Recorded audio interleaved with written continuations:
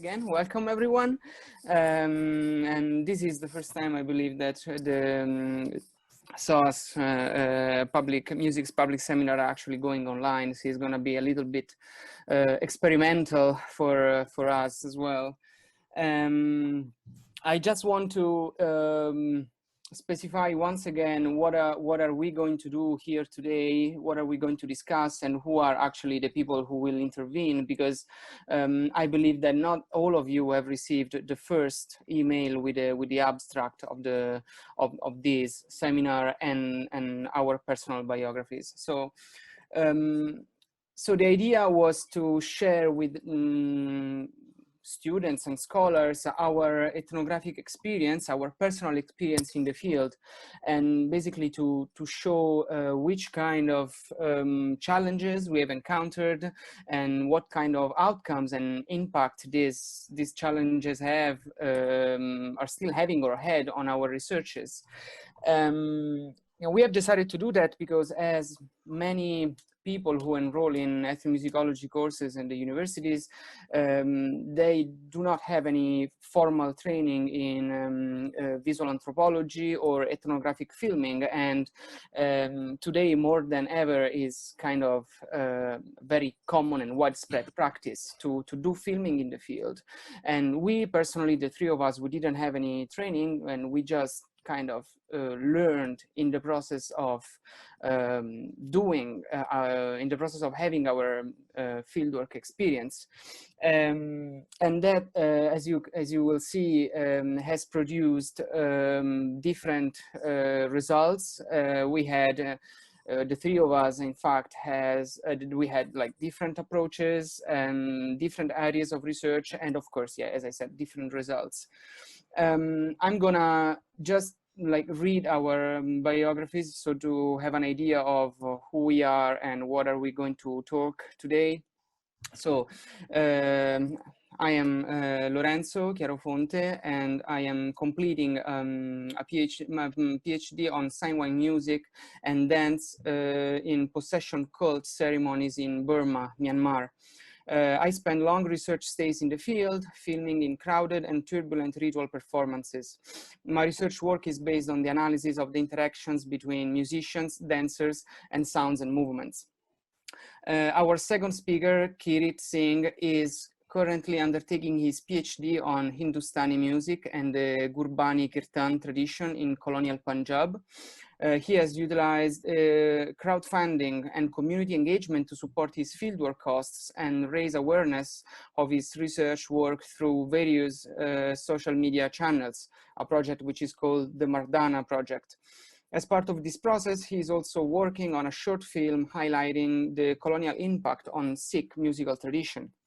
And finally, for the last 28 years, Martin Cradick has been regularly visiting a group of Baka forest people in Cameroon near the border with Congo.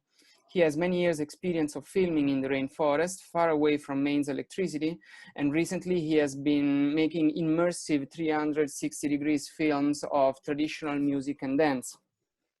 So this is very briefly who we are, and the idea was to provide SOAS students mostly, but also, I mean, other discuss and raise some discussion about which kind of filming strategies might be used on the field during the field research.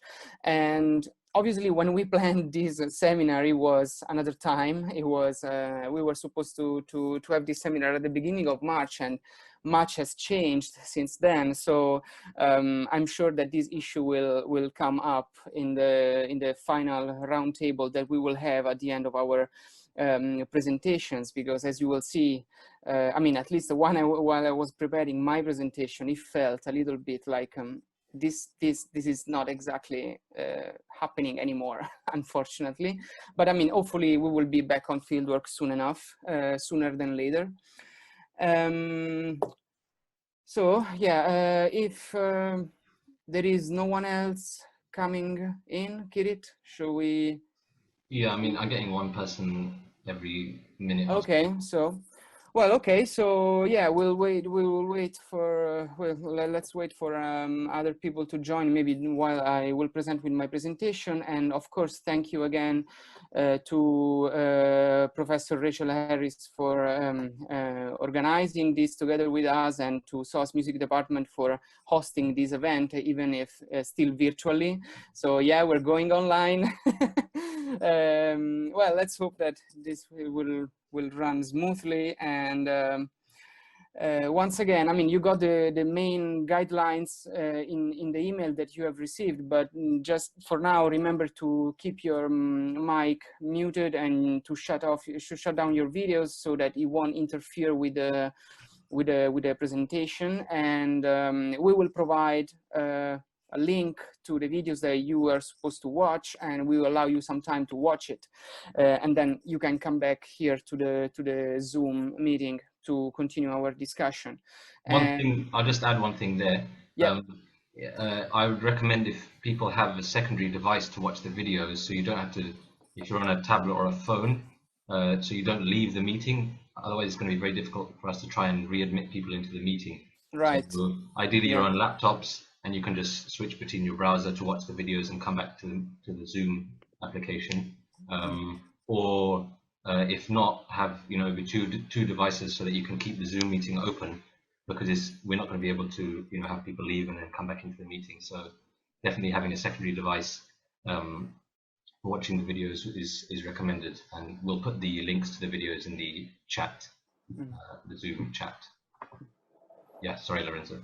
No, that's all right. Actually, I wanted to thank you as well, because without Kirit organizing this hosting videos on Zoom, it wouldn't be possible to have this one. And yeah, so I guess this is more or less clear. So yeah, remember to turn off your video and turn off your microphone, and if that's okay, we can start with the first presentation, which would be me, and then we will continue with Kirit and Martin finally. So yeah, as I anticipated, we're going to cover different topics and areas of research. And in this presentation specifically, I will focus on ethnographic filming as a support to music analysis. This includes, of course, musical transcriptions, movements and performance analysis, and musicians, dancers interactions. And I'm also going to present briefly the software that I use to do all these kind of things. I'm going to give you some background first. So my research focuses on the music and dances of Nakana Poe, spirit possession ceremonies in urban Burma, or Myanmar, if you prefer. These ceremonies take place in a temporary ritual pavilion called the Nakana, which is the one that you see to your left. In this space, spirit mediums, musicians, and a crowd of devotees gather to pay homage to the Nats, Burmese spirits, and to please them with offering of food, drinks, music, and dances. The Burmese spirits are invited to join and participate to the ceremony, and they are embodied consecutively by professional spirit mediums, and in some occasions by the devotees, in which case the experience can be quite overwhelming, as you can see in the second image.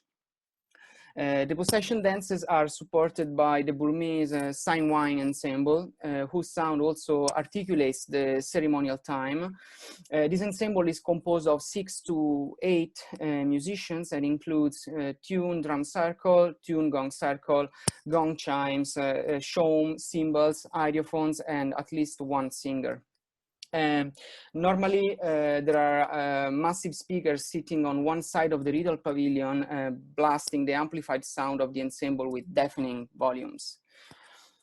And this is just a very brief introduction to give you an idea of which kind of situation I found myself filming in. And also, as you probably understand, there are several processes that are simultaneously happening in an extremely tiny and crowded space. The possession dances, in fact, take place in front of the sign and symbol, and this is the only space in which it is possible to move after the beginning of the ceremony. The two sides of the pavilion are occupied by the musical instruments and the spirit altar, and all the remaining space in the middle is occupied by a large number of devotees who continuously come and leave from and to the ritual pavilion. During the dance, this mass of devotees is constantly moving around, bringing offerings to the possessed dancers, and of course interacting with the spirits. This, of course, makes extremely difficult to find a good and safe position from which filming the entire event. And also because multiple processes are going on at the same time, and because I was filming all by myself, I had to decide if I wanted to film the musicians, one or more if possible, or the dancers or the participants. So in my filming experience, I decided to prioritize a certain freedom of movement. I used only one camera with an external microphone mounted on it. You saw the picture, you can see the picture of my set in the background here. And when I wanted to film the musician, I positioned a tripod behind the ensemble and filmed from there. But at that point, I wasn't able to film the dances. And when I was filming the dances, I usually stayed in front of the ensemble, standing in one angle, packed together with the devotees, and I missed the details of the musician's performance. In the most agitated moments, I used my tripod as an extended handhold, which was kind of solid, but still subjected to the crowd movements, and filmed from an elevated point of view. And this is the case of the first example that I'm now going to send you. You will see the dance of a group of devotees for two particularly famous spirits, the Tomyon brothers. There is a large and excited crowd which is constantly moving, and they're pushing, pressing, clapping, and try to grab the money that the dancers are sharing with them. It's kind of a good example to show the difficulties of ethnographic filming.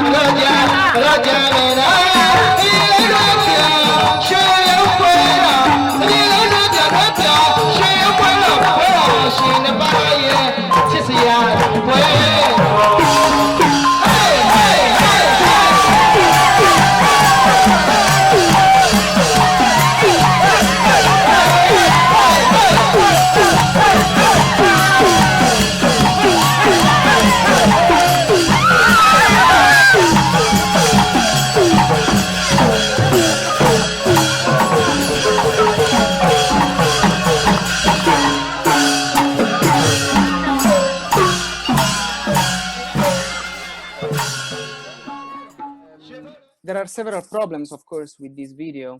I'm sure you have noticed a couple of moments when the filming becomes particularly unstable.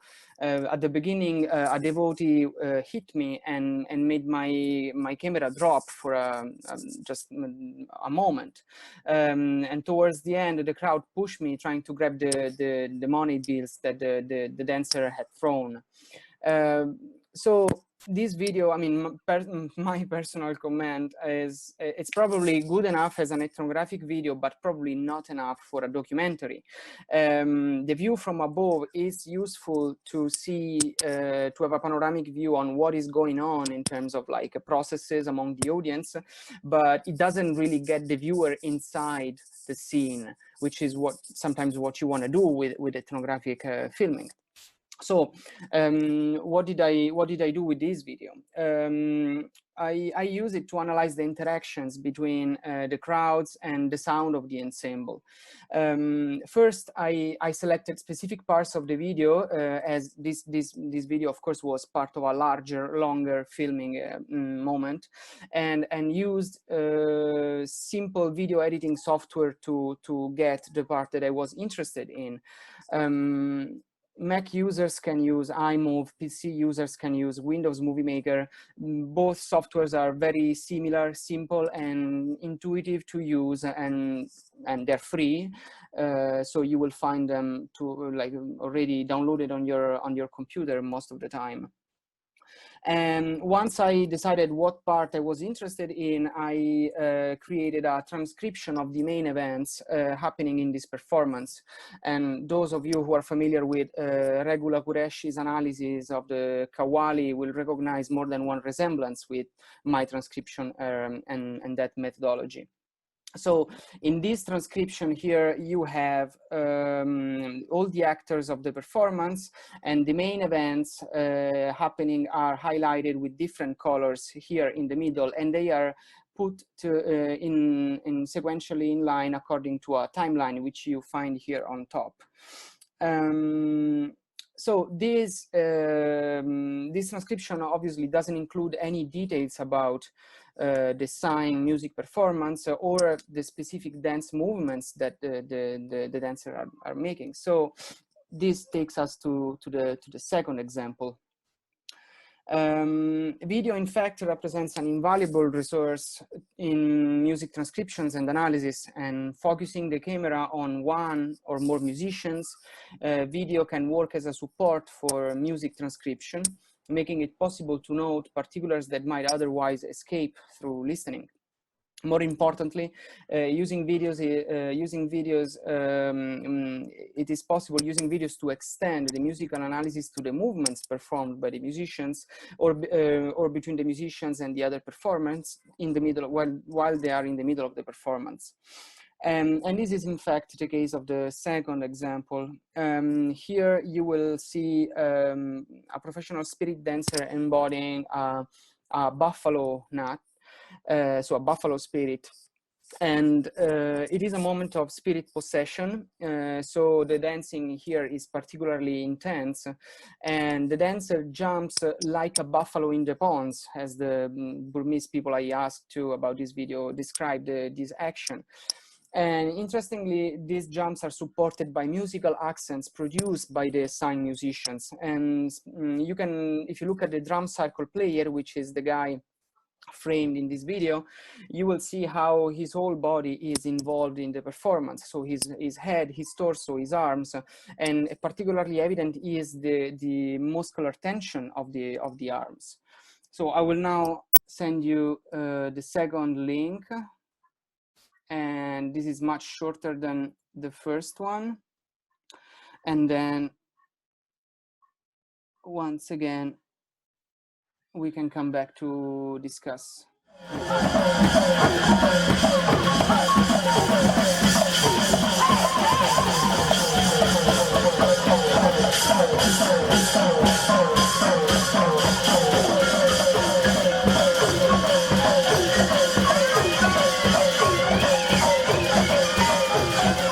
So yeah, I hope everyone is back. So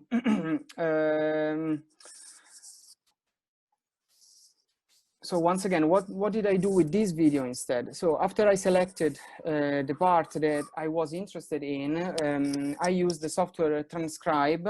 You can see a snapshot of a snapshot of this software to find the exact moments when the movements of the musicians and the dancer synchronize together. And Transcribe is an extremely useful software. It allows you to combine audio and video and to change the reproduction speed without altering the pitch. Also, it allows you to create these markers here and to navigate in the recording, creating sections, which is extremely useful, and it allows you to save a lot of time while doing music analysis. Then using the music notation software, in this case Sibelius, but you can also use Finale, which is just as good, I was able to create detailed music transcription. And then using a graphic software, I included the jumps of the dancer, which I have previously found in using Transcribe. So the final transcription, which is something I am currently working on, you can see it here. This is the final form, and of course it includes it includes music and also the moment of synchronization and interaction with the dancer with these arrows and these red boxes. So I'm going to close, like to finish this right now. So to sum up, like ethnographic videos represent an invaluable support in ethnomusicological analysis for several reasons. Combined with the right software, videos can be used as an aid in music transcription or to extend the analysis to body movements and interactions between the performers. This can help reveal details that can change the shape of the music transcriptions and of the performance analysis, of course.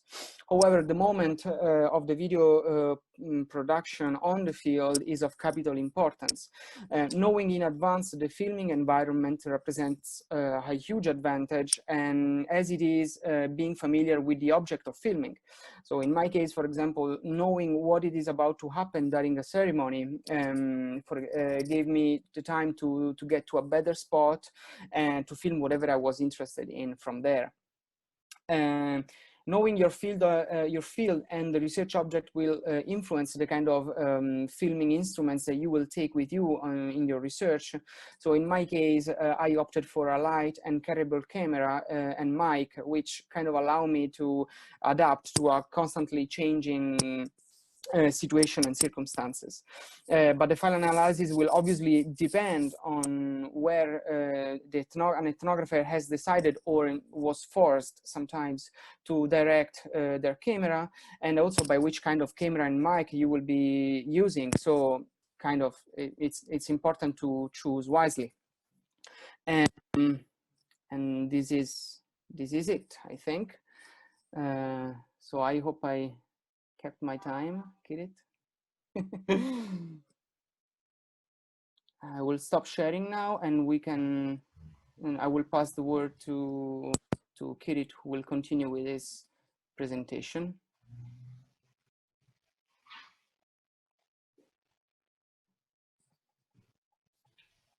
Okay, so thanks, Lorenzo. I'm just going to begin by summarizing my research project. So I'm also third-year PhD student working on Hindustani music and Sikh Kirtan tradition in colonial Punjab. So my work is largely historiographical for that reason, but I wanted my historiographies to be based on both written and oral histories. So video interviews became a part of my project. And with Punjab being split over both India and Pakistan, I was keen to visit both countries for the field work. And though my PhD has been partly funded, I needed to raise my own funds for the extended fieldwork trips in 2 countries. So sensing the potential, and I guess in the absence of any other options, I was compelled to opt for crowdfunding. And today I'm going to be sharing with you my experience of this process, how that has grown into a larger ongoing project based around social media and video-based content, and led to the production of a short film relating to my research.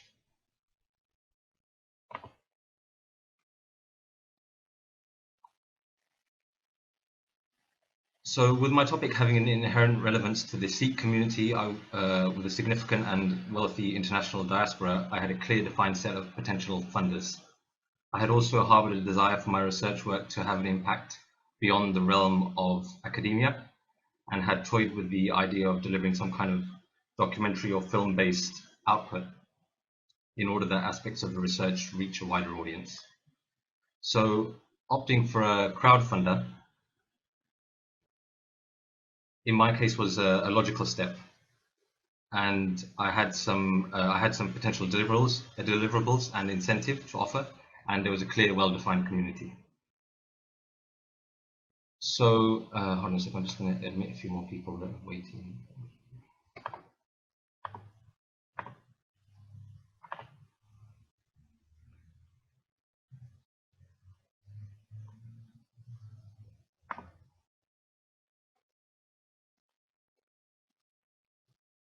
Yeah, so the campaign was successful, and I managed to raise more than £20,000, exceeding my target figure, and it was run over 6 weeks during the summer of 2018. I must stress that it took several weeks of preparation, making a short campaign video, scheduling a series of fundraising events, planning a series of social media posts in order to generate and maintain a sense of interest and excitement throughout the campaign. In short, it was like a full-time job for the best part of 2 months. However, it was largely successful, and I was able to raise a significant sum of money in a very short space of time. So I've listed some pros and cons of funding in this way. It's definitely an empowering tool. It instantly creates an interested community around your work. And actually, through the network of contacts that you build, new doors can open. And I had initially planned to create the video myself, but based on some funders that came on board, an award-winning filmmaker, Nathan Drillo from Canada, came on board, and this was something that I could have never imagined prior to the fundraising process. So the trade-offs of crowdfunding are that I've had to take on a significant workload alongside my research, and I must stress that getting people to part with their money in the first place is not an easy task, especially for just someone else's personal research interests, ultimately, which is what it is. And it may not work, it may not be viable for all cases.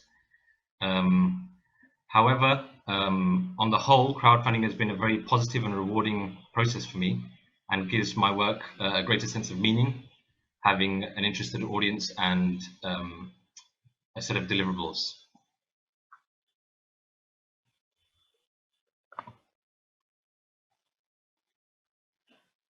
So as an extension of the crowdfunder, the project has organically grown into having its own social media presence under the name of the Mardana Project, which is on YouTube and Instagram. This serves multiple purposes. It allows me to update the community with regard to the progress of the project. It raises awareness about the work, and it allows for growing the community and building an audience before the release of the film, for example. So initially I had around 120 funders from the crowdfunding process, and that has grown to a community of several thousand followers on Instagram and YouTube in the space of less than 2 years. Social media also allows for effective sharing of your content and as a means for disseminating knowledge and educating your community. I feel it plays a useful role in working to construct a bridge between the academic and real world, so to speak, a bridge which is often left neglected.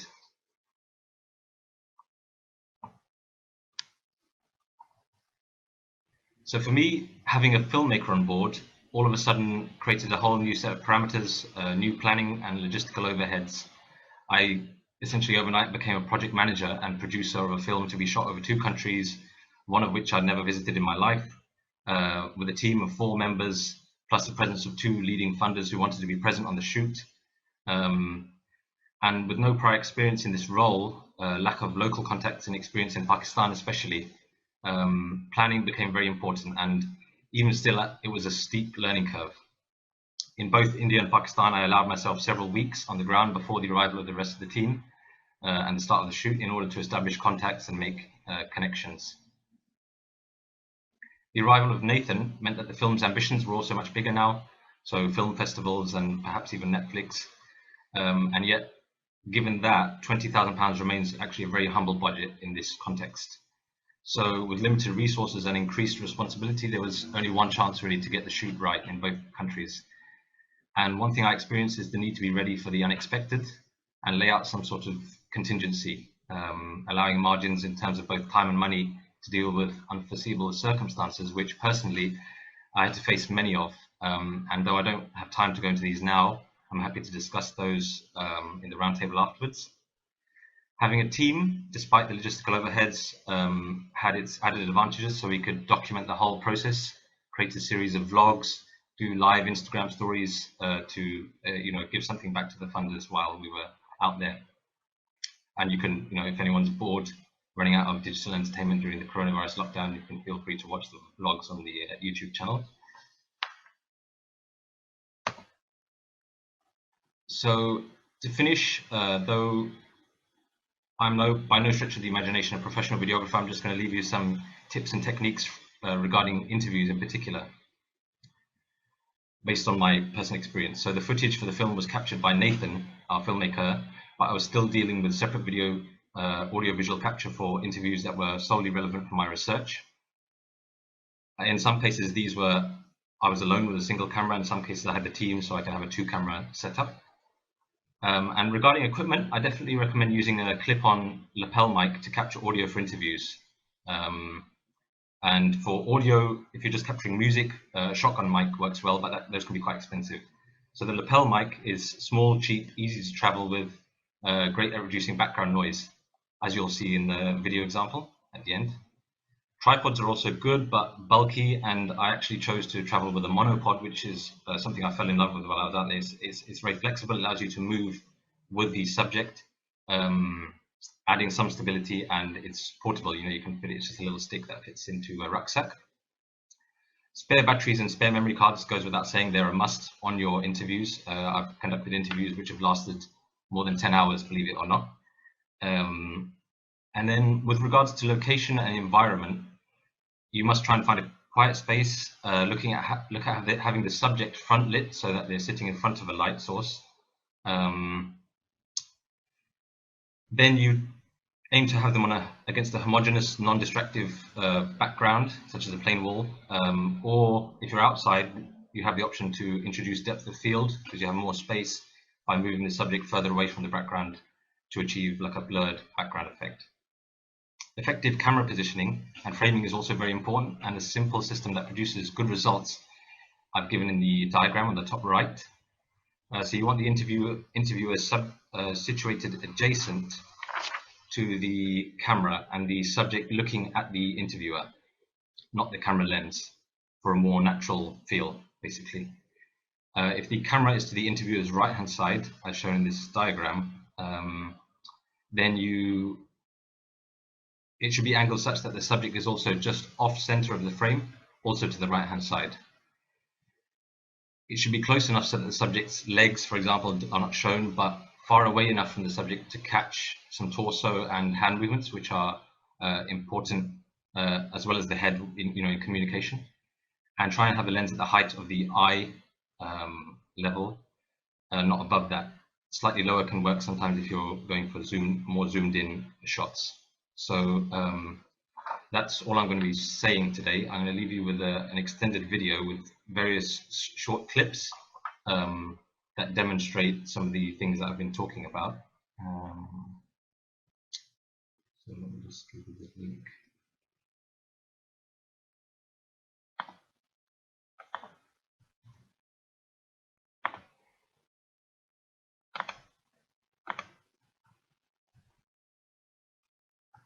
So I'm just going to post the link, and then once you've seen the video, I'm going to give you 5 minutes to watch the video, and then that'll be me done, and I'll pass over to Martin. So I hope you enjoy.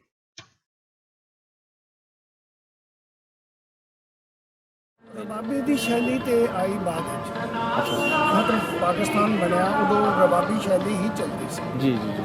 रबाबी शैली की सी के पहले हर तबले वाले ने पूरा सुर करना है, हटा लगाना है, फिर बैठना है आराम नाल, फिर उन्होंने नगमा रखना है। तबले वाले ने 10 मिनट तबला बजाना, उन्होंने नाल ही शुरू नहीं करना। और रबाबी दी शैली सी? हाँ, अच्छा, रबाबी दी शैली है। ਜਦੋਂ ਮੈਂ ਕੀਰਤਨ ਸ਼ੁਰੂ ਕੀਤਾ ਆਪਣੀ ਲਾਈਫ 'ਚ, ਉਦੋਂ ਇਹ ਸੀ ਤਬਲਾ ਸੁਰ ਕਰਕੇ ਬੈਠ ਕੇ ਉਹਨਾਂ ਨੇ ਫਿਰ ਇੱਕ ਠੇਕਾ ਵਜਾਣਾ ਹੈ, ਜਿਹਨੂੰ ਅਸੀਂ ਨਗਮਾ ਕਹਿੰਦੇ ਆ, ਸ਼ਾਨ ਕਹਿੰਦੇ ਆ, ਉਹ ਵਜਾਣੀ ਹੈ। ਫਿਰ ਤਬਲੇ ਵਾਲੇ ਨੇ ਤਬਲਾ ਵਜਾਣਾ ਹੈ। ਉਹ 10 ਮਿੰਟ 'ਚ ਗਰਮ ਹੁੰਦੇ ਸੀਗੇ। ਹਾਂ, ਉਹਨੇ ਆਪਣਾ ਜੋ ਵਜਾਣਾ ਚਾਹੁੰਦਾ ਹੈ ਉਹ ਵਜਾਉਂਦਾ ਸੀਗਾ। ਮੈਂ ਖੁਦ ਉਹ ਵਜਾਉਂਦਾ ਰਿਹਾ। ਸੰਤਾਂ ਦੇ ਕੀਰਤਨ 'ਚ ਮੈਂ ਅੱਜ ਵੀ ਉਹ ਸ਼ਾਨ ਵਜਾਈਆਂ ਹੋਈਆਂ ਨੇ। ਕਦੀ ਸੁਣੋ ਇੰਟਰਨੈਟ 'ਤੇ ਤਾਂ ਡਿਫਰੈਂਟ 15-16 ਤਰ੍ਹਾਂ ਦੀਆਂ ਮੈਂ ਵਜਾਈਆਂ ਨੇ।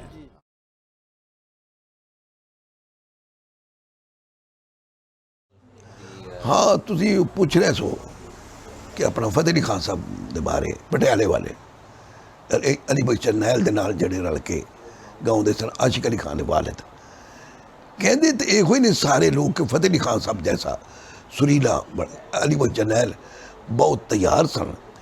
तो इस सिलसिले से साढ़े उस्ताद छोटे गुलाम अली खान साहब ने गल दसी, कहते दरबार साहब शायद विच या और बाहर साइड ते बहुत वड्डा पंडाल लगा, तो फतेह अली खान साहब गा रहा है। होर भी बहुत लोग सन, पंडित खान साहब, कहते पंडित भी छुट्टी गंबर बैठे सन।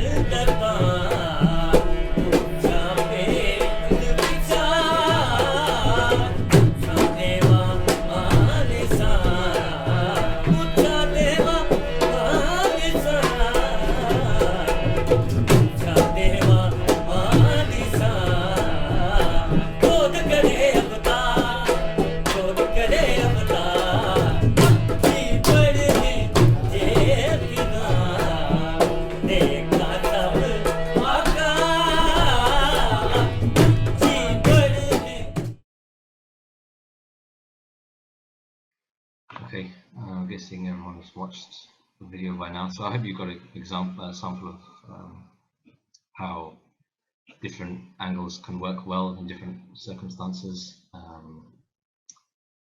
And yes, presentation. So I'm going to hand over to Martin. Okay, you making me the moderator or not? Yeah. Oh, you are. All right. I'm just going to admit a few more people, seeing that they can catch your last presentation. Okay. So I'll have to do that job. Yeah. Okay, are you ready? Am I in charge? Okay, sorry about this. Okay, well, I'll assume everyone's back here and hearing me.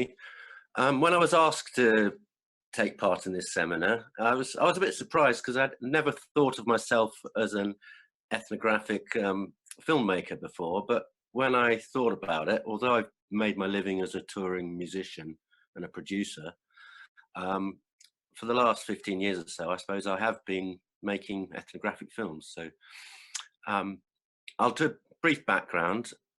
I first went to visit the Baka Forest people back in 1992 after seeing a television program, and hearing their music, I was just blown away. It was a bit of a dream. I said, oh, we've got to go here. I never believed it would happen, but a series of coincidences took me there.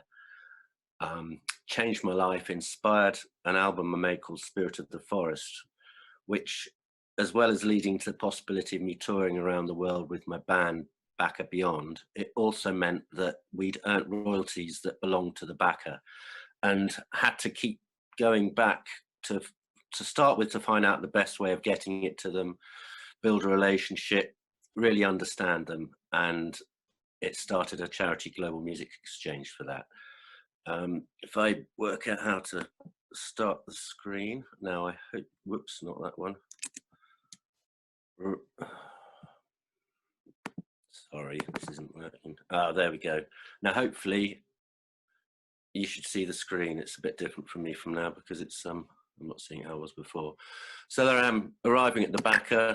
Oh, it's not working with. I have to do it like that, will I? In the village.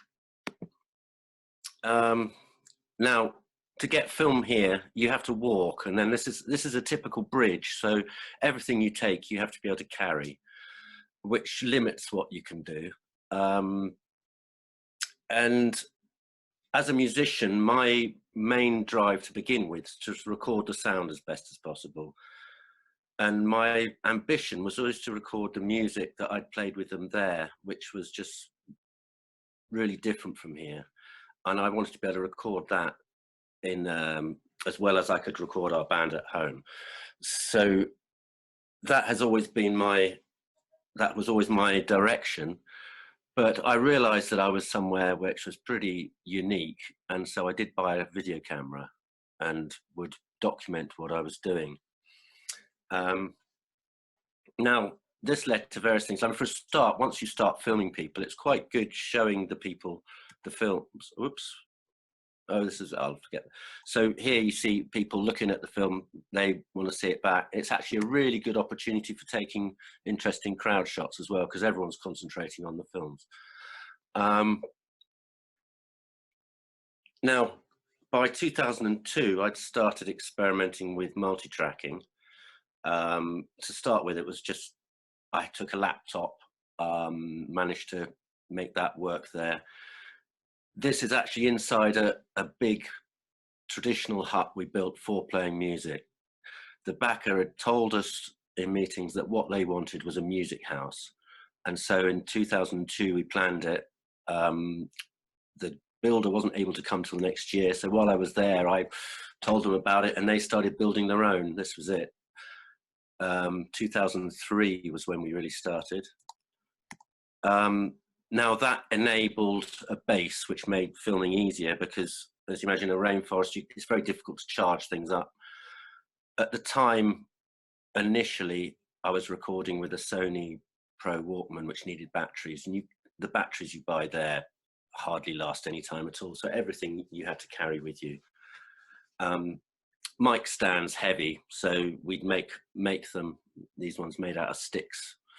The Baka are extremely adept. You just say, I want a forked stick, they'll go up. 2 minutes later, one comes back, sharpened end, they'll dig it in the ground. They built me a little hut for the recording in case it rained. So come 2004, I had 6-track recording. And this is some of the performance of that, which ended up with this album, Gatti Bongo. So that was my ambition achieved really then. So let's go on to the first film. Oh yes, it's just going to say, I mean, how I would go about filming then is, because I was concentrating on recording, I would set up a tripod while I was setting up and film as much as possible. Then there would be there would come a certain time when the sound was sorting out itself, and then I would sort of maybe take the camera and zoom in on various things I was interested in. This time, this is Clyde. He's actually the drummer of our band now, but he was only 18 when he came. He was good at filming. So for this first film, really, it was actually put together from lots of little bits of footage. Some of it was from the actual music. Some of it was clipped in. I'll just show it, and then I'll talk a bit more about it afterwards. So this is the first link here.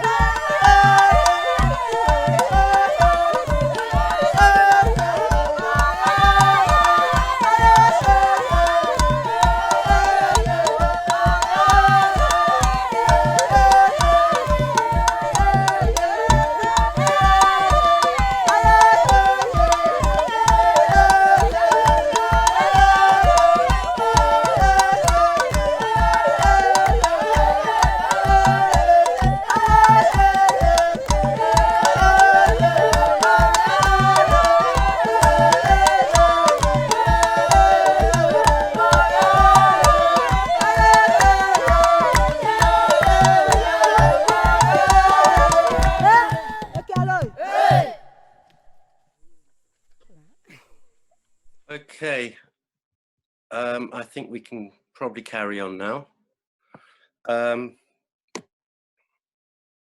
Yeah, so I was saying, filming in other places, you have to, in a rainforest, it's very difficult with limited what you can carry. So the mic stands there were built, let me just share this screen again. I hope you haven't got these things on top of that, but basically, efficient record, everything's got so much better over the 25 years I've been doing this. So whereas before I'd have to carry loads of batteries, now a little Zoom recorder, you can power it off USB. So a little Pebble power pack seems to run it as long as you want. I would say improvise with mic stands, especially if you're in a forest with plenty of trees and wood and things to tie. Mic cables are very heavy. I got some specially made, very small, so that I don't know if you can see this. So I'll show you them later when we stop this. I think I'll go off the screen share now because it's easier just to talk to you here, I think. So mic leads like this, much smaller because they're really heavy.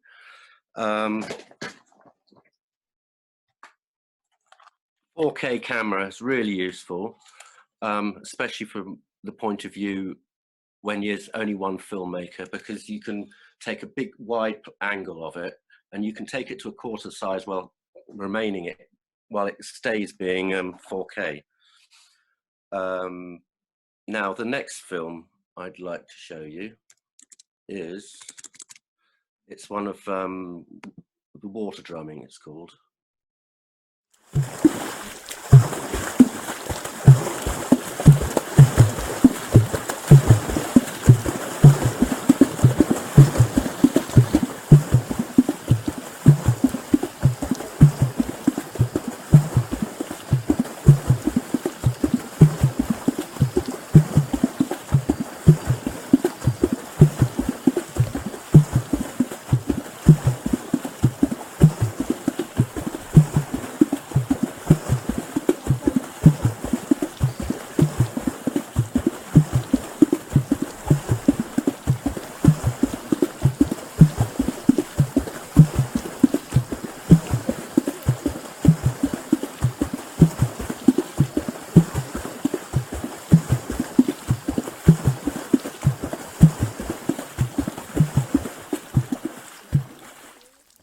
So that was actually recorded with a stereo pair of microphones on the bank.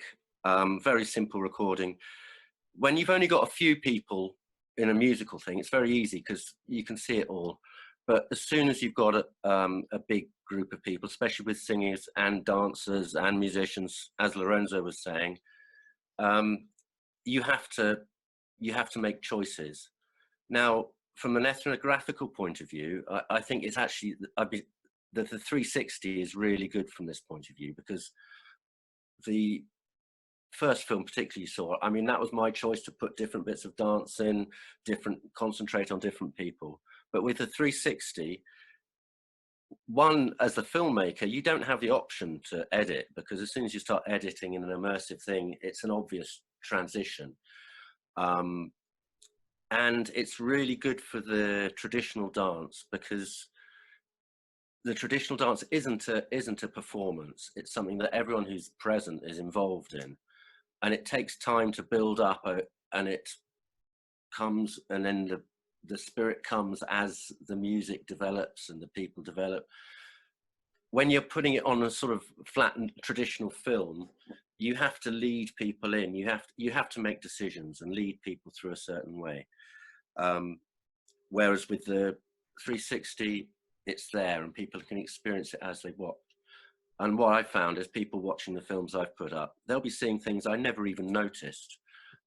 So let's go on to that. If anyone has got a tablet, it is best watching it that, because you can move your tablet around like this and the picture changes. But anyway, so this is actually 3 films put together. The first is just in a camp, and it's actually quite like how the music would be traditional, you know, spontaneously, although obviously people are aware of the camera. The second one was done more recently, where I was thinking more in terms of projecting it in a space. And the third part was the first lot of filming I did a year before that, where I only knew about headsets, and I had a go on one and thought, this is the best way I can imagine to put across traditional dance. So I'd be interested to know which you think is best. So here's the link. Have you got that one now? Hope so.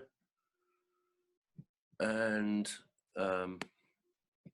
Lorenzo, when this is over, I think I'll switch this back to you while the film's playing.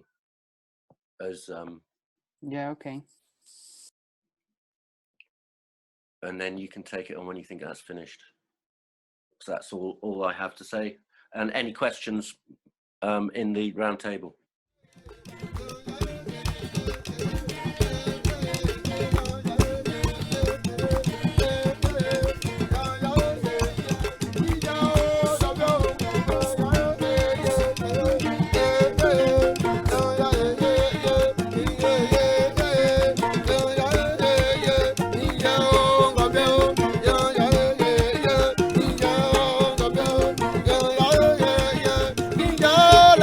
Matande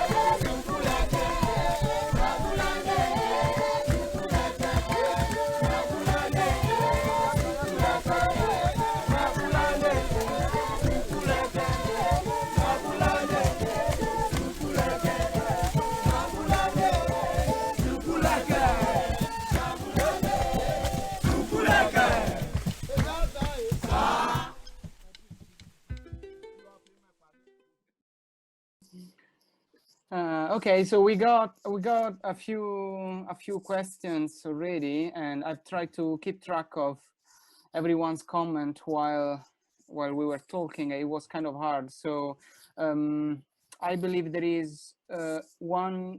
There was one question for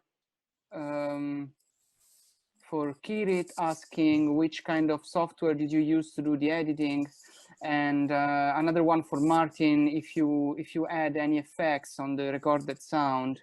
But I mean, I suggest that now, since we're going to have this roundtable question and answer session now, we're gonna have it for another like 40-45 minutes. So I hope it's enough for everyone to ask some question if they want. So if you want to speak, just type your question in the chat room, or you can just type your entire question and we will read that aloud and we'll try to answer you.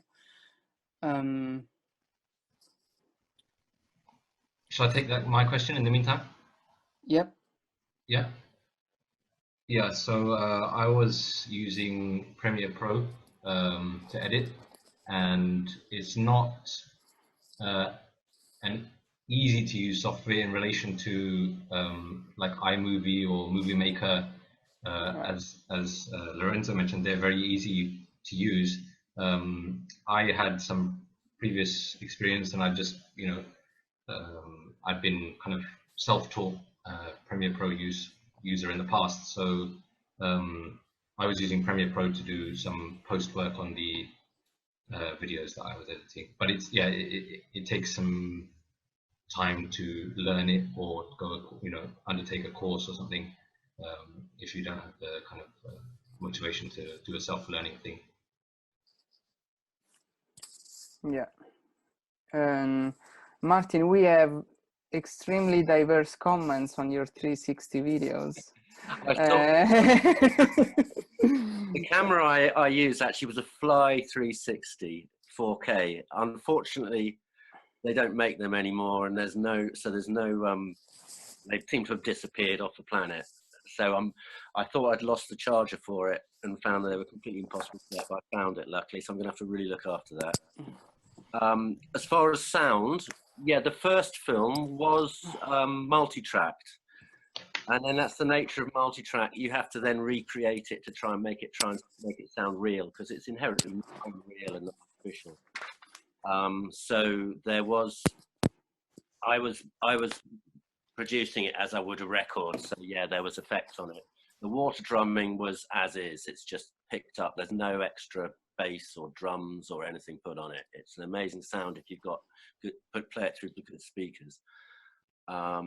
Similarly with the 360, I've now got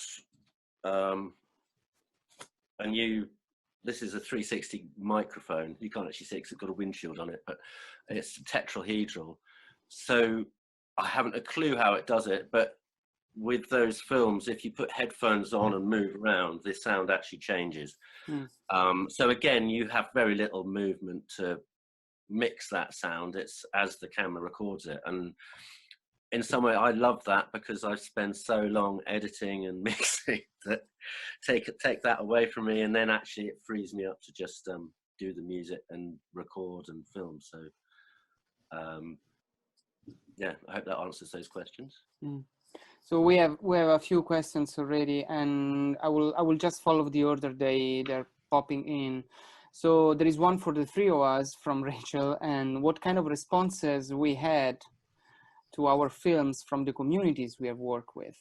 So I mean, I will just answer really quickly to this one. I'm not usually when I went to these ceremonies, I wasn't the only one filming, because it's spirit possession in Burma. It's a positive thing, so it's not like an exorcism. It's not something to be ashamed of. So usually, especially when people sponsored huge ceremonies, like a lot of people were involved, a lot of money was involved, and they were proudly showing off their wealth, which they acquired thanks to the help of the spirits. And that obviously meant that there was also like a troupe of cameramen, like professional cameramen, filming those ceremonies together with me, and sometimes competing for spaces with me.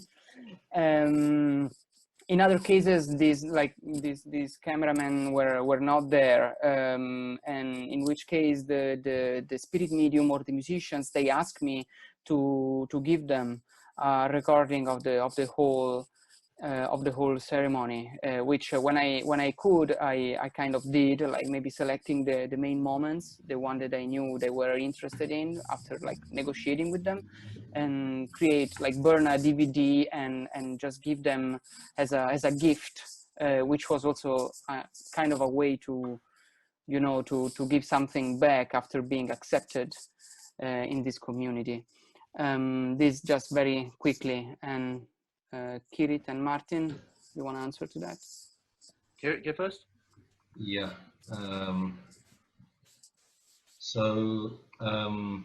I haven't really gotten to the stage where I've shared much of my content with the community, both in terms of the funders and the followers of the project, or in terms of the interview subjects themselves.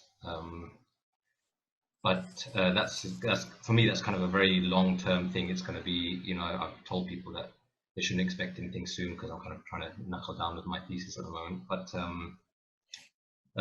just like in terms of even just the vlog series that we did, documenting the journey with Nathan and trying to show people what was involved in making the video, both in India and Pakistan. We had, I think, like 10 episodes, series of vlogs from both countries.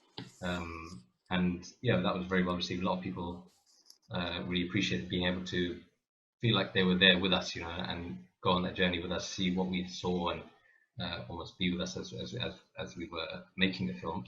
So we've had positive response, but yeah, in terms of the actual video footage that I captured and what Nathan captured, you know, what Nathan captured is undergoing transcription and translation for the film, and what I've captured is kind of similarly undergoing a similar process, but that will all be released in a kind of much more longer term, so looking at the next 2-3 years, really.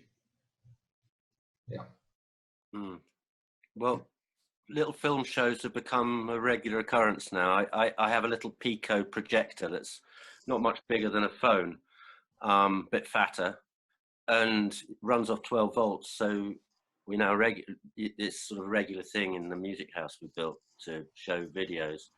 And you know, obviously, I mean, everyone loves going to the cinema, so it's especially when there's not a lot of entertainment like that in the forest, so people love it. They see people who died, they're sad, they express it. I've been going there for 27 years. A lot of people haven't known anything else, and a lot of the people there when I first went there, well, I've known 14 people who died these last 2 years actually, because they were getting to their 50s and 60s, and it's really sad because it's that sort of that is the lifespan. But so I have become almost like their photographer for the family album. The problem when you see them watching the films earlier on when I was there, I'd be so conscious of battery power, and I'd really try not to show people films because I was aware of how much battery it was using up, and then it becomes really difficult to give reasons why they can't watch it. Right. We've got solar panels and things at the base now, so it's much easier.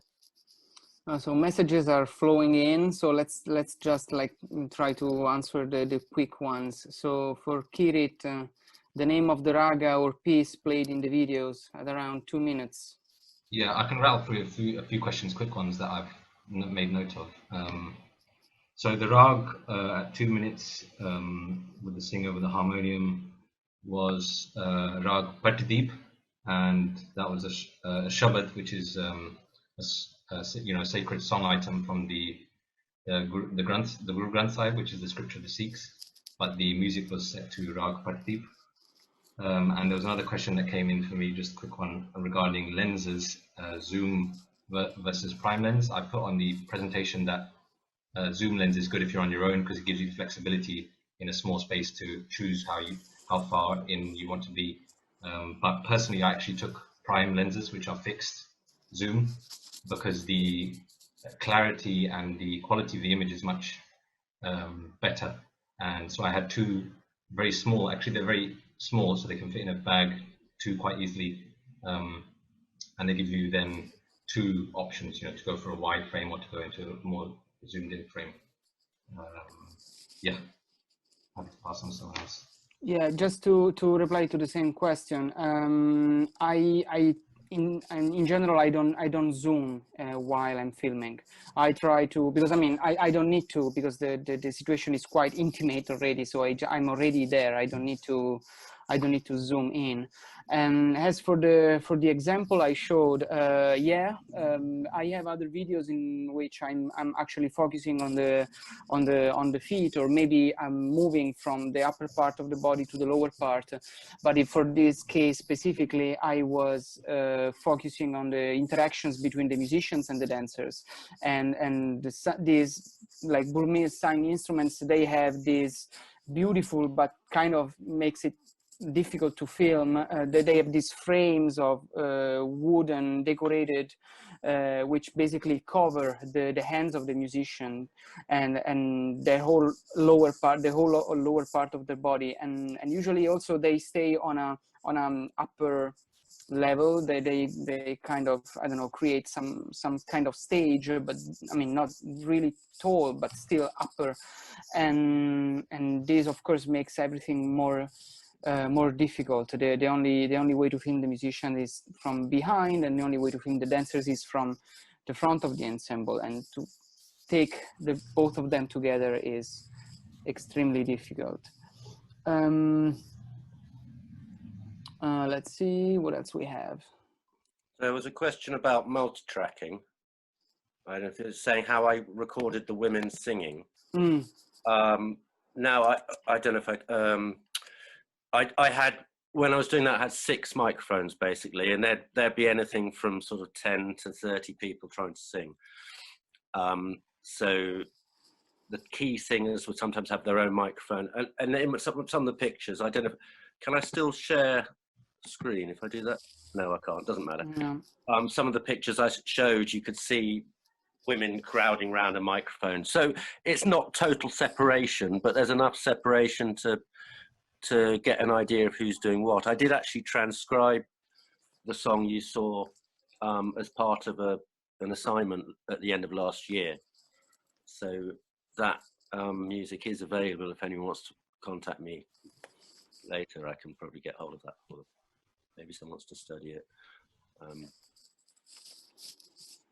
We have a couple of questions for the three of us about the perspective of the ethnographer, the position. How do we position ourselves as ethnographer behind the camera, and also something about cultural intimacy. I think I saw that there are several questions about that, and then there is one question which I believe being really pressing, which is about the current coronavirus situation and the possibility, actually the impossibility of doing something like the one that we have been presenting today. So Can I say something about the cultural closeness? It was. I found as an Englishman filming, I've been totally over worried about what people are going to think. Whenever a Cameroonian cameraman's come in, I've been initially a bit shocked that he'll be so in everyone's faces and no one cares. To the point at a burial or a funeral, he's right in there filming people crying, filming the body going in the grave. And it was obvious, actually, it was really not a problem to anyone present.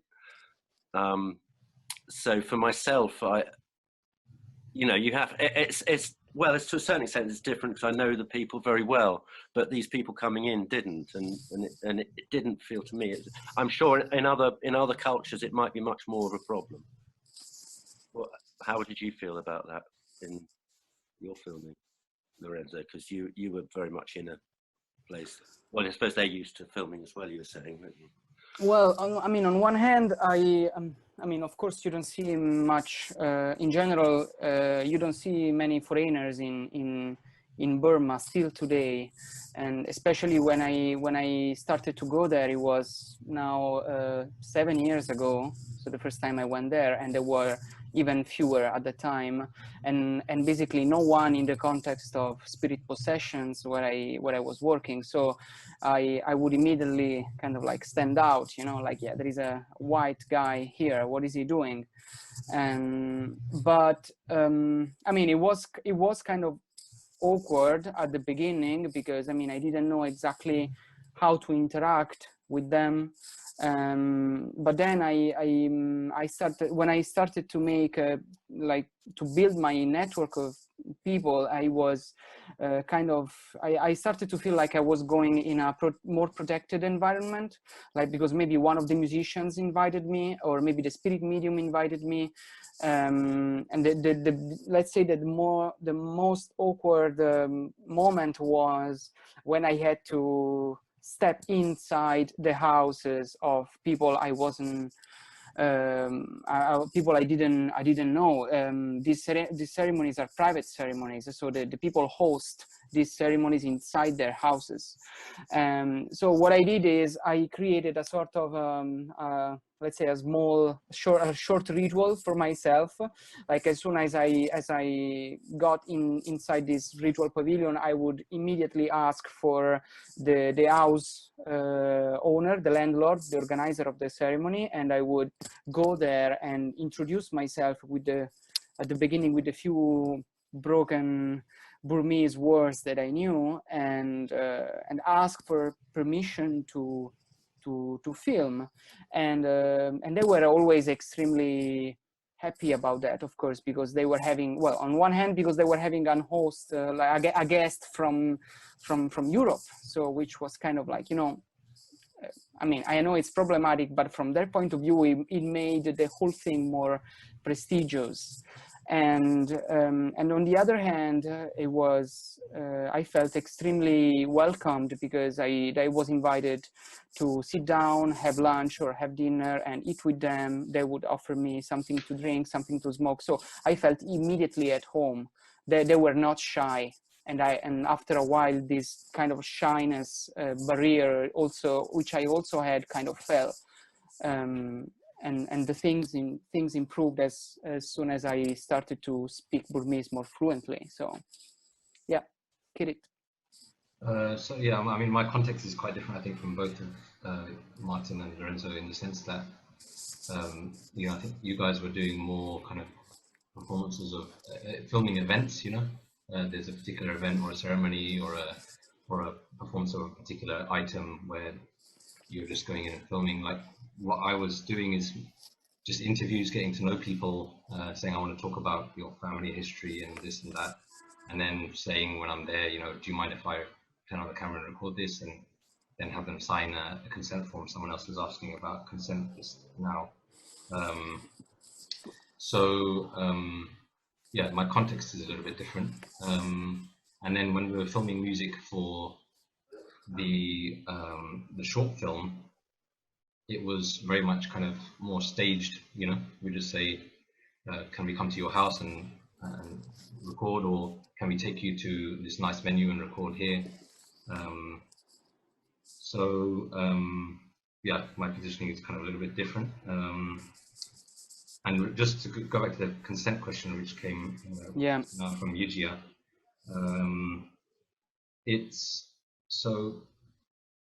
I did face challenges in that respect. Some people, they just saw a form and they would immediately say, no, I'm not signing anything, which is challenging because the form, you know, from an ethics perspective, is kind of very important.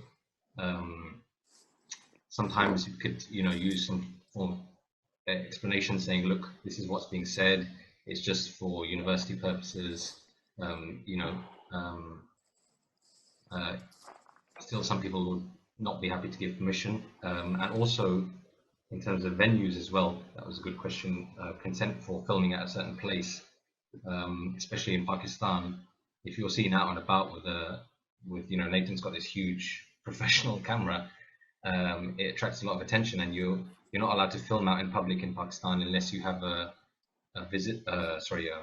journalist visa, which we tried to get for Nathan, but it was impossible. And in fact, he had to come on a tourist visa, and he only got the visa by the time that we'd already landed in Pakistan. So it was a very difficult situation. But then, funnily enough, because it was a religious festival at the time, that we had security with us also, which our driver insisted that we had.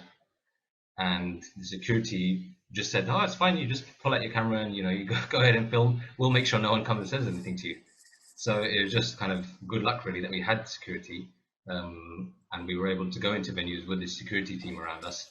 And if anyone tried to come and say anything, they'd explain that they can't get involved with us. So I think that was more of a fluke than anything else. Yeah. But yeah, I think you have to try and talk to officials when it comes to venues to try and get permission to film, before you do so, if it's in a public space or someone else's space. Yeah, and with the subjects, it's challenging. I definitely face challenges in that respect.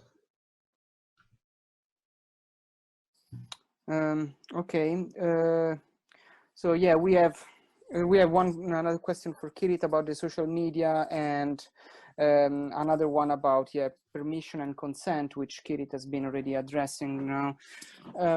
But I am really curious to answer the coronavirus and this auto ethnography and 3D ethnographic film. So I mean, how do we engage with ethnography today?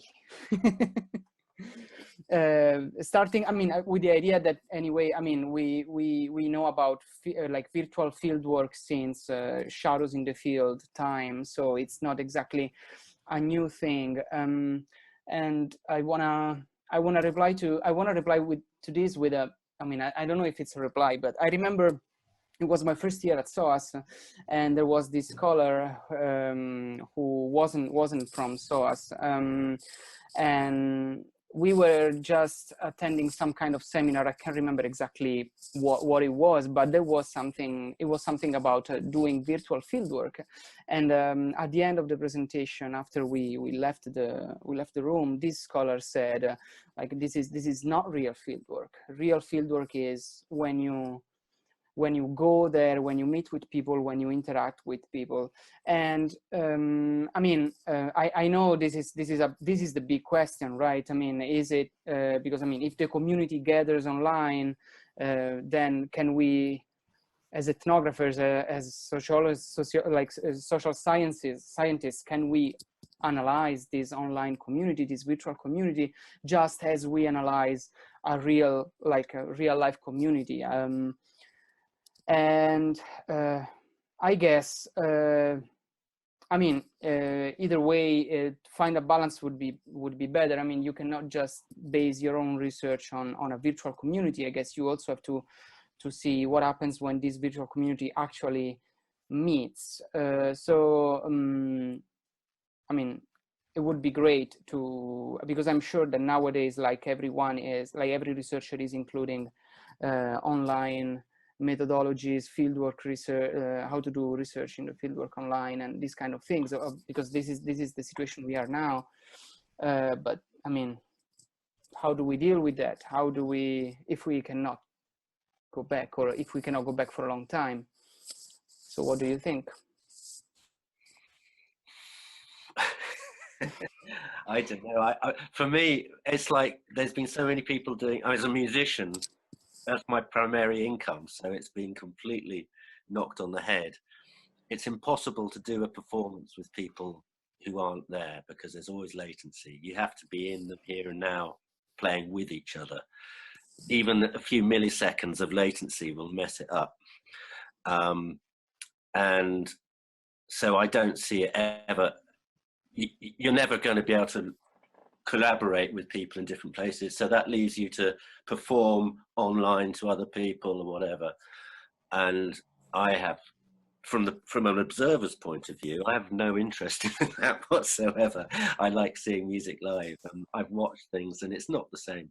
The immersive stuff I think is interesting from, I mean, how I've seen it as being interesting is when I show it to other people, they're seeing things I've never seen. If I'm showing them a film, I have to decide what they're going to look at. And I think that's a very interesting thing when it comes to, you know, being ethnographic about it, because that means someone else can look at it and find something else.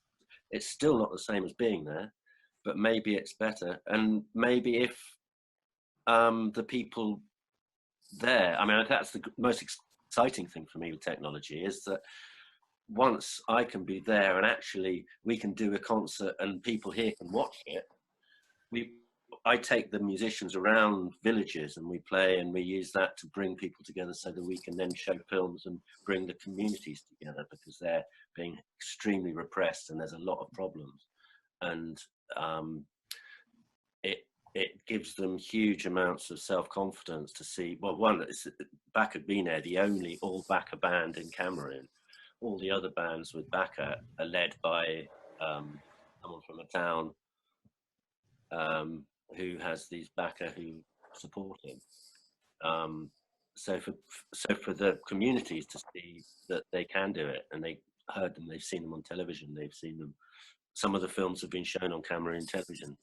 They've never paid anyone anything for them. So, I mean, I'm primarily, initially, that was my drive, was to give them a means of earning a living by getting their music out and about. Now they probably make more money off YouTube than selling records, because no one buys CDs and streaming pays so little. Yeah. So it's, you know, it's but as far as doing research, better than not doing it, not seeing it, I think, but not as good as being there. Kirit, you engage with social media much more than the two of us do. So what do you think? What social media with respect to the current? Yeah, I mean, like virtual fieldwork. Are you? Yeah, I mean, the internet is definitely, you know, you can definitely take the internet as the field. You know, there's several scholarly works that discuss this, and for me, it's been very, you know, being out there and making contacts, like getting people's phone numbers, coming back here, especially for young people that are using, you know, smartphones and have WhatsApp and so on. It's been very fortunate for me, actually, because there's been times where I wanted to check something, or maybe forgot to ask something, or, you know, a date of birth that I forgot to check, or questions now that I can just go and ping people on WhatsApp or give them a phone call and discuss things. So it's almost like the fieldwork is not over; it's continuing through WhatsApp conversations on, you know, on the phone. I could easily continue, you know, do another interview recording of a WhatsApp phone call, you know, to somebody. So for me, that fieldwork process continues through technology. I think in the current scenario, to get started, like without that physical contact, to be initiating fieldwork now without being able to go and meet people and have that physical interaction, I think it's very challenging, because I know personally I wouldn't have been able to do, I would have been able to achieve very little, basically, that way, without having made contacts and being there to then, you know, bring those relationships forward and maintain those relationships. So, and this also relates to a question which Julia asked about, you know, making that introduction and how to get into the field. How do you find people, make contacts, so that when you're there, you know, you're productive. And I think this relates to now, because now that's virtually impossible. You know, you can try and find people's contacts on LinkedIn, or, you know, if they happen to be there, or on Facebook, you know, searching names. But I use that to build, you know, names where possible, lists of names. But I rarely kind of sent an email or message someone on social media to make contact initially. In times where I tried that, I almost got no response, because they didn't know, you know, who I was, presumably. So for me, like getting into the field and literally just putting myself, I knew that the community that I'm working with lives in a particular quarter within Lahore, the old city. So I just literally turned up there, started hanging around at the entrance to the place and said, look, I'm looking for, I heard that several people of this community live here. He said, oh yeah, you just go inside, speak to another old guy sitting on a, you know, a charpoy on the side of the alley, and then he starts, you know, then you slowly kind of find your way in, but just by physically being there. And that was very, like, that was the only way that I was able to get into this community and do, you know, all of the interviews that I did and meet so many people. It was literally just by being there. So I think it's very prohibitive now, you know, with that that block being there. But yeah, I think, you know, we're fortunate that we've been able to get out and to build that connection to then bring it forward onto internet and maintain it through technology, you know, through the medium of technology. I think very difficult to start fieldwork in this just using technology, but maybe possible in some scenarios, you know.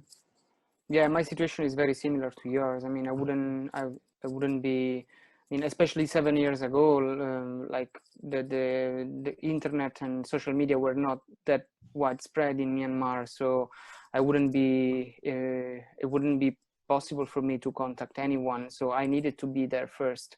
And now, of course, yeah, as you said, my fieldwork is kind of continuing through social media. I can see people posting their own videos. And there are some situations in which the ethnographer just leave the cameras to the locals and say like, film whatever you want. It's a different approach, a different methodology, which possibly can give you a different point of view, because of course we make choices whenever we frame something with our camera, which goes back to Martin's 360 use of 360 videos, and also to this question about creative decisions that just came up. So how do we balance? We lent a camera to some backup lads. They asked us to. We gave it to them.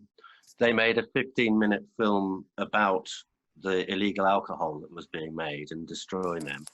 Interesting. I took the film and edited it to about 3 or 4 minutes.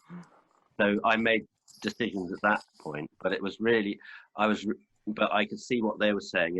It's the same with anything else. People won't watch a 15-minute film that goes in different directions. You have to attract people who are outside the field. You need to make it, you need to lead them into it. I think it's a different thing for making a film for people who are studying something, because they're going in with the idea, I really want to see what's happening here, and they'll sit through 10 minutes of nothing happening to find out what's going to happen. But I do find from this question about the auto edit, as things get smaller, cheaper, the technology send it, even whether it's the 360 film or not, actually leaving a camera with people there saying, hey, look, just record something, send it over to us here. To me, it's really interesting, because then it is the people themselves deciding. I think it's worth people following up, looking up Insight Share, who are an organisation from Oxford. They teach particularly Indigenous people how to make their own films and let them make films about whatever they want. And they've come up with some fascinating stuff that you would probably find difficult to find an academic finding and putting out. It's like, it's coming straight from the heart of these people, all sorts of different stories. And I think that is a very big future, actually, with the wonder of the internet and things being small enough so that people can do this. You know, you don't have to be a multi-million-pound company with producers to make a film these days. Yeah, that's actually a very good point. I mean, like using like even smaller and smaller devices is making doing films even easier to everyone. And people are less self-conscious because they're not so, you haven't got this huge camera in people's faces. So yeah, exactly. But it changed in time for you, because I mean, you have been filming for, what is it, 27 years? So you have seen the whole like evolution of the. Well, but a lot of the evolution is actually being able to take something which can do something. At the beginning, I couldn't afford a camera. Then I got one camera, and you've got cassette, so you can only fill so many, however many DV tapes you take. That limits how much you can film with SD cards. If you've got a hard drive and means to back them up, you can. Yeah, but that's why, I mean, that's not a minor issue. I mean, I remember when I started to approach ethnomusicology and fieldwork methodology, my professors always said we had to be careful on how much tape we would take with us, and we had to make sure about what we were filming and that the quality was good, because we didn't have much more tape left, and that was like maybe 3 meters or 5 meters, I don't know. And now we have exactly the opposite problem. I mean, I found myself, and Kirit, I'm sure you have the same problem. I found myself with a huge amount of data, and we have to navigate through them and find something that is significant to show our point and to come up with a nice product, and also something meaningful for our research and our thesis. So I mean, it's complicated, but on the other side. So yeah, I don't know, just dropping those right now. Well, I still find things from 10 years ago that I completely forgotten about, and think, why didn't I find that before? It's just little gems, and they're probably all still hidden there, and some of them will never be found again, probably because something will happen to them. Exactly. Well, let's see, do we have any other? Yeah, exactly, Rachel, tell me about it.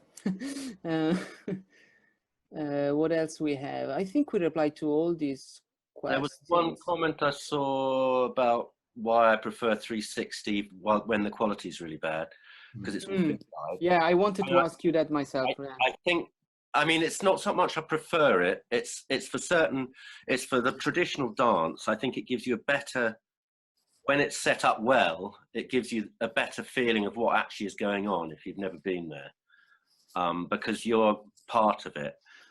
Part of the fisheye thing is, it could be that you got older software or something, you should be able to zoom in, it makes it look pretty flat. I'm very interested in projecting it in a space where you could get 40 or 50 people, so they're experiencing it together. I find that far more interesting. But you really, you know, it's much better if you get 8K. That's more expensive. Mine's 4K. It's not brilliant. You know, it's not brilliant. I can only imagine that it will get better in the future, because everything seems to be. Yeah, I've seen some 4K 360 videos, and they work really well. I was actually thinking of using this kind of cameras myself, because as you can see in my research, it would be extremely useful to have a view that includes like everything, like the musicians, the dancers, the audience. There is so much going on all the time. But at that point you have to, you have to decide. Oh, sorry, no, I was just saying, if you've got enough light, it's much better quality. I have a shot from in a camp, in a sort of village camp, where it's clear with full sunlight, and it is a lot sharper than in the forest, where you're in a forest and there's no direct sunlight, and it does make a lot of difference. But rather than, as soon as you start putting lights and things in, then you lose all the. Yeah, it's more sensible, more difficult to handle. Yeah. And there's certain things that you can't video as well. There was one time when we actually were making a film about the tours we were doing. We had a couple of guys with cameras, and this young lad had brought his forest spirit out of the forest. That was a big leafy monster, but it was afraid of light. And so every time they got their cameras out to film it, it ran off into the forest. Oh. And they never did film it. So.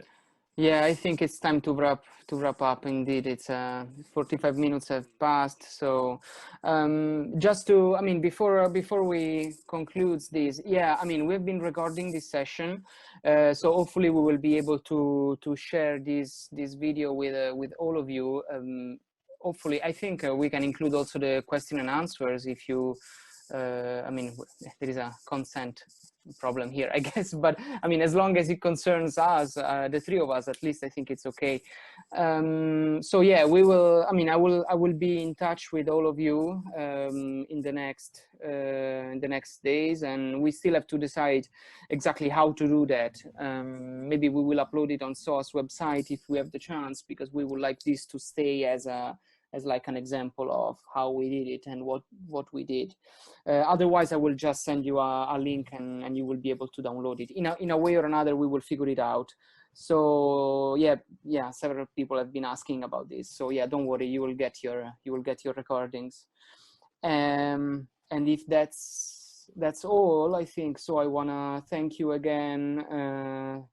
Well, first of all, Kirit and Martin for taking part on this, and all the participants for doing this, and thanks again to Rachel for having us organize this, and SOAS Music Department. Can I just step in there, Lorenzo? Yeah, sure. Yeah, and a big thank you to you for organizing it. I've enjoyed it so much. So thank you to all three of you. What amazing videos, and that really went very smooth. Great job. Okay, thank you. Okay, so if that's it, I would say yeah, thank you guys for coming here, and I don't know, see you soon, sometime, somewhere. Bye bye. Yeah.